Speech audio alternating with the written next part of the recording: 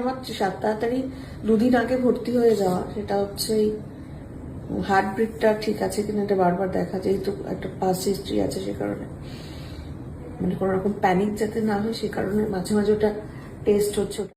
কেমন লাগছে তো? আমার তো খুব হ্যাপি লাগছে, মানে বাড়িতে থাকাকালীন ভয় লাগছিল, ফোবিয়া লাগছিল অ্যাকচুয়ালি। আছে ব্রেকফাস্ট, আমার ব্রেকফাস্ট আছে একটা এরকম উপমা আর ডিম, আর ডিমটার উপরে আমি পুরো ব্ল্যাক পেপার দিয়ে রেখে কালো বানিয়ে দিচ্ছি। বাড়ির মতনই ব্যাপার। এটা আবার সেই টেস্টটা চলছে, এই যে আওয়াজটা পাওয়া যাচ্ছে এটা কিন্তু বাচ্চার হার্টবিটের আওয়াজ। সুস্মিতা অবশেষে মা হলেন। এই মাতৃত্বের স্বাদের জন্যই হয়তো তার আগের সংসার ভেঙেছিল। নানা রকমভাবে ভুল বোঝাবুঝি, নানা কিছু উথালপাথাল গেছে সব্যসাচীর সাথে দীর্ঘ একটা দাম্পত্য জীবনে। এরপর 2019 সালে তার নাকি বাচ্চাটি নষ্ট হয়ে যাওয়ার জন্য তাকে অনেক রকম সমস্যার সম্মুখীন হতে হয়েছিল এবং তার মাতৃত্বের স্বাদ কিছুতেই আসছিল না জীবনে। নানা রকম উথাল পাথাল, সোশ্যাল মিডিয়াতে অনেক রকম কন্ট্রোভার্সি সব হতে হতেই সুস্মিতা সব্যসাচীকে ডিভোর্স দিয়েছিল, অর্থাৎ সায়কের বৌদি সুস্মিতা রায়। এরপর 2025 সালের ফেব্রুয়ারি মাস নাগাদ করে সব্যসাচীর সাথে তার ডিভোর্স হয়ে যায়।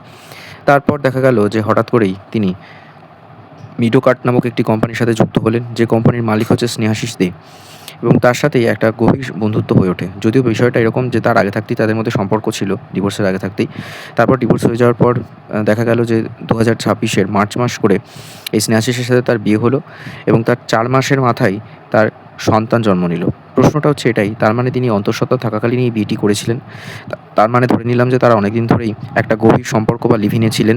এরপর তারা বিয়েটি সারলেন, সামাজিক বা লিগাল ম্যারেজ বলতে পারেন। এখানে অবশ্য যদিও সায়ক কোনো কথা বলেনি, সায়কের সাথে এই বিষয়ে কিছু জিজ্ঞাসা করলে তিনি বলেছেন তার মতো করে সে তার লাইফ লিড করছে, করুক।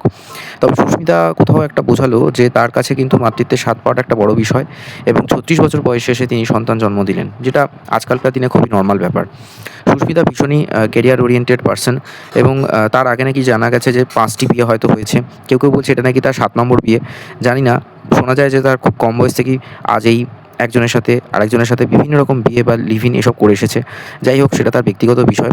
বর্তমানে তিনি মিডোকার্ট কোম্পানির যে মালিক আছেন তার সাথে সম্পর্কে আছেন। ধরে নিলাম যে এটি তার অন্তিম বিয়ে, এবং তিনি সুস্থ স্বাভাবিকভাবে একটি সন্তান জন্মের পর স্বাভাবিকভাবেই তিনি তার সন্তানকে বড় করুন এবং একটু ধীত হন, এবং এই একটি মানুষের সাথেই বাকি জীবনটা কাটান, এই কামনাই করি। দয়া করে এই ভিডিওটির অন্যরকম কেউ মানে করতে বসবেন না। আজকালকার দিনে বিয়ে এবং প্রতিশ্রুতি না রেখে তারপর সেখান থেকে ডিভোর্স অনেক কিছুই ঘটে। সুস্মিতাও একটা সময় বিভিন্ন ধরনের সিরিয়াল করতো, অভিনয়ের সাথে যুক্ত ছিল। ভবিষ্যতে তার কেরিয়ারে অনেক উন্নতি হোক, তবে এই একটি মানুষের সাথে জীবন কাটাক এই কামনাই করি। এবং অবশ্যই দেখতে থাকুন বং স্টোরিজ, নিজেদের মতামত কমেন্ট বক্সে জানান।